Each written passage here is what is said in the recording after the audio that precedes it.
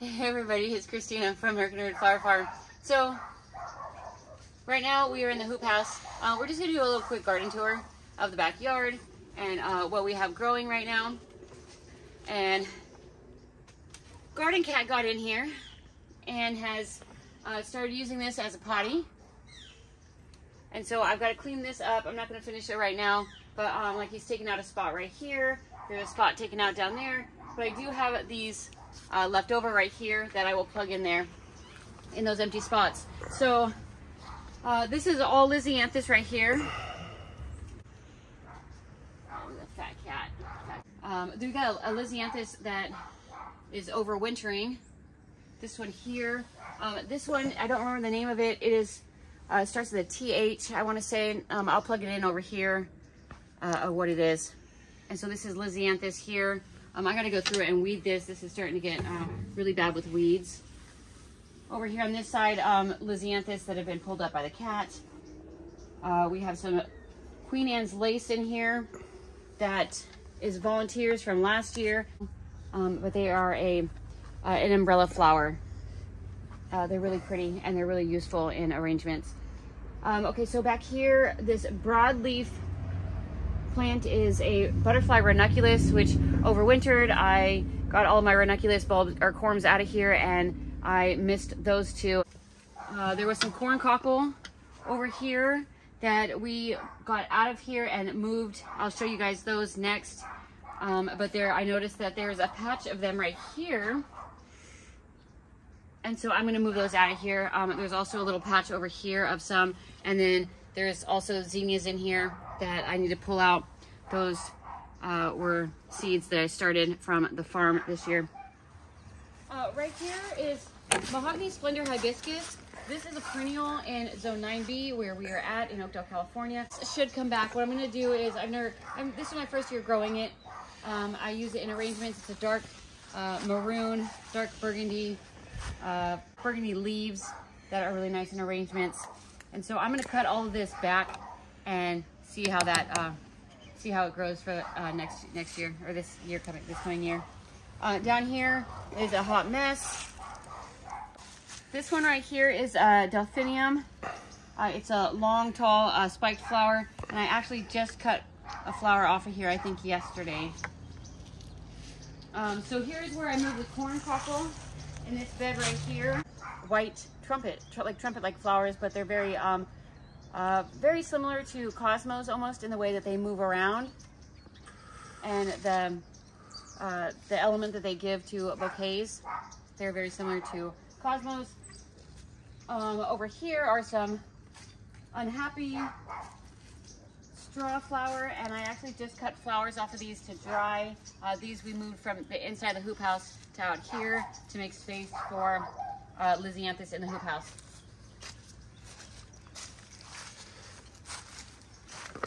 And these are the ranunculus that I planted out maybe 2 weeks ago. And then on the other side of me are also ranunculus that I planted out maybe a week prior to planting these ones out. I pre-sprouted these in trays in perlite and then transplanted them out here. They are a cool loving plant flower, and so they have to be planted out in the fall or in the winter, and then they grow in the early spring and bloom in the early spring.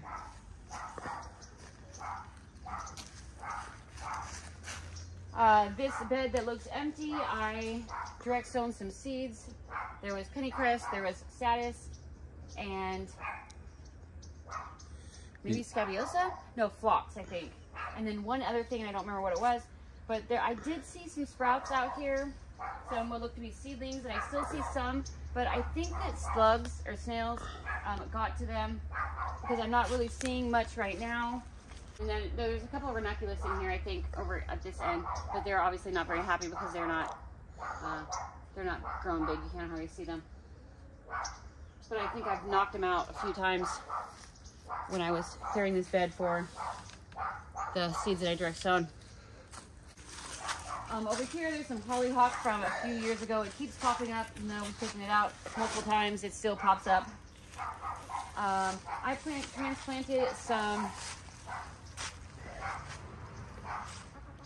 Dusty Miller. I planted Dusty Miller in here, transplanted it from an area in my other part of my garden because it would get trampled on all the time, and it never done well there. So I transplanted it over here, hoping that it would do better, and it's still alive. So we'll see how that does.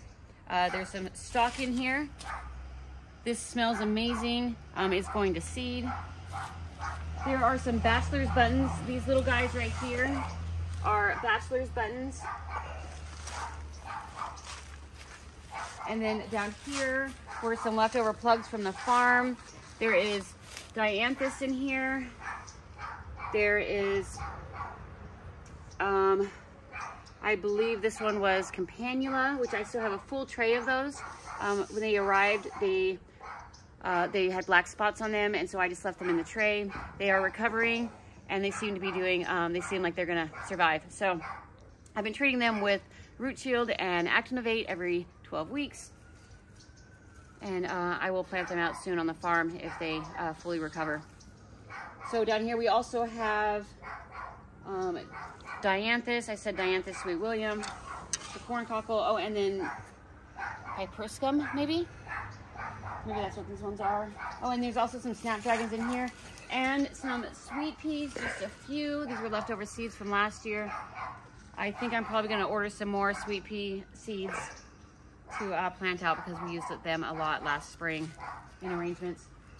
There's a kiwi blue from not this last summer, but the summer before, I believe. I had kiwi blue out here, and it's sprouted over here, and then also over behind me, it also sprouted.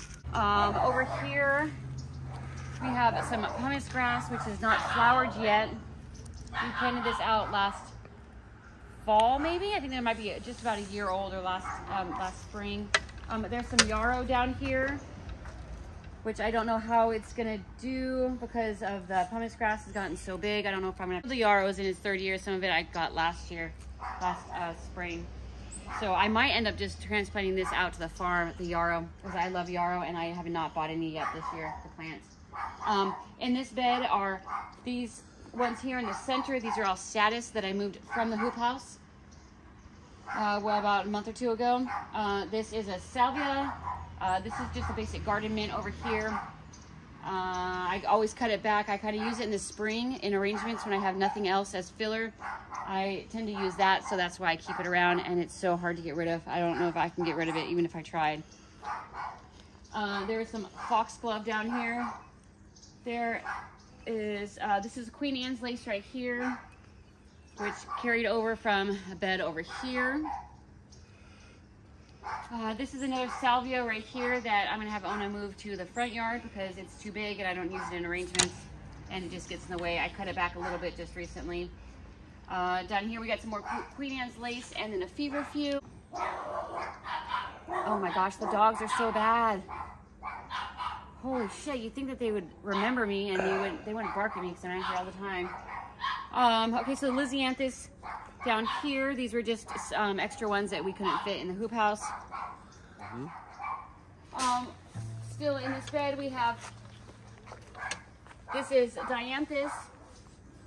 It's a type of dianthus. It smells really good. I transplanted those out from the hoop house. I also have hyperscum in here and a random plant that was in one of the plug trays that was not like the others, and so I planted it out here so I could see what it is, just for shits and giggles. Down here this is just a hodgepodge of a bunch of stuff. We have quite a few feverfew. We have some volunteer Queen Anne's lace, some scabiosa volunteer, snapdragons from last year. Most of these ferny-like foliage right here, that is Love in the Mist. It looks like there's some stalk in here. I think this is stalk, but I don't remember planting stalk in here. So I don't know. But I did plant Baby's Breath. That might be Baby's Breath. Yes, that's Baby's Breath because there's another one right here. Yeah, I just finally figured it out. They're feverfew, snapdragons, and straw flower, which this straw flower I believe is like 3 years old.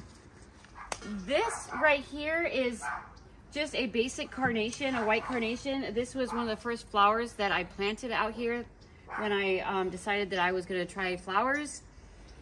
So this I started from seed, and it's still going strong, and it's just constantly blooming. It's never not blooming. It's always blooming. So the Nigella, this one's these ones right here are actually like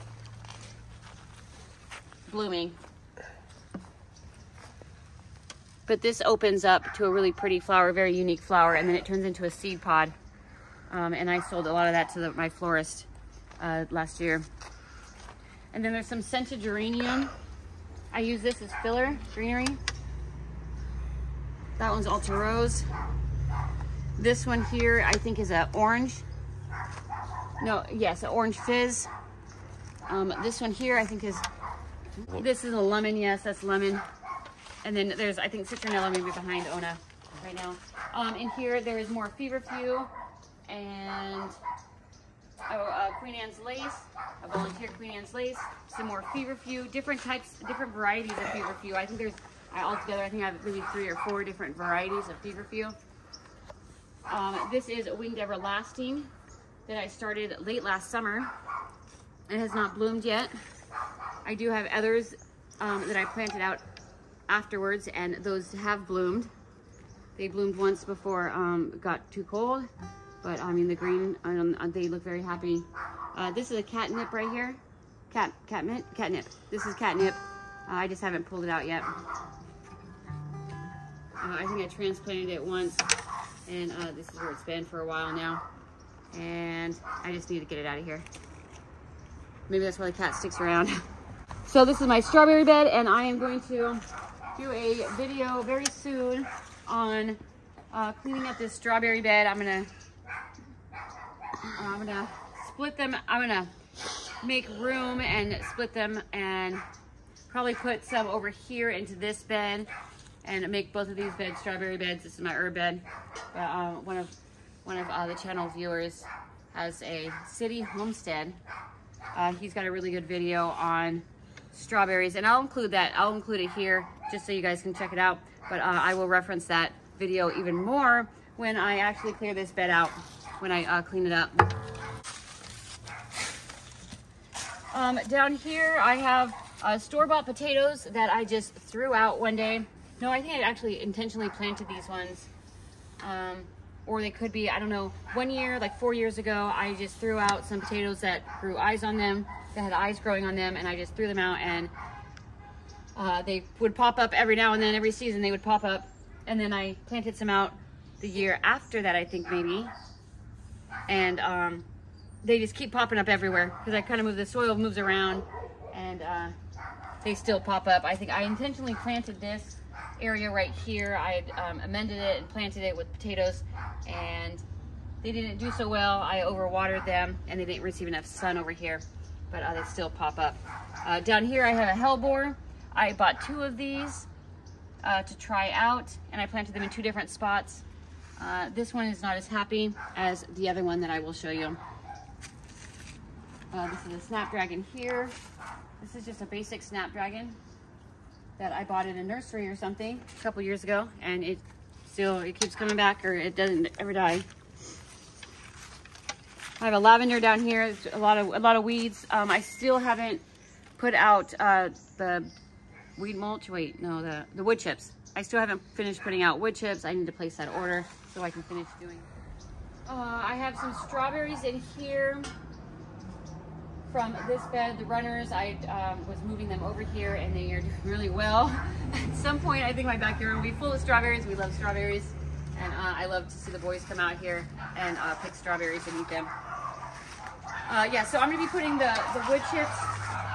Oh my gosh, there's dogs. Let's pause for a moment to talk about our sponsors. No, it's just for dogs. Stop barking. And then we got this good boy on the other side of the fence. It's not even barking.